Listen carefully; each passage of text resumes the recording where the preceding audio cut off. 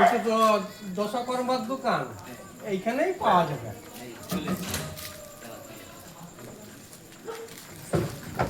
বলছি তোমার কাছে ধূপ আছে? হ্যাঁ আছে।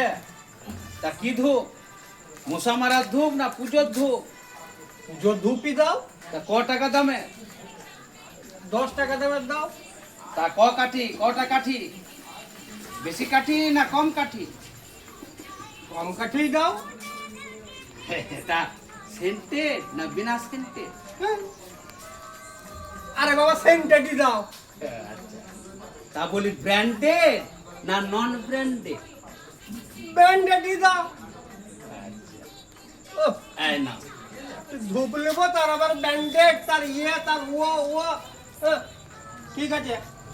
হ্যাঁ, ভারত দর্শন খানদানি ধূপই বটে, এই তো ভালো বটে। পয়সাটা কই? পয়সা দিচ্ছি। তা কিসে দিব?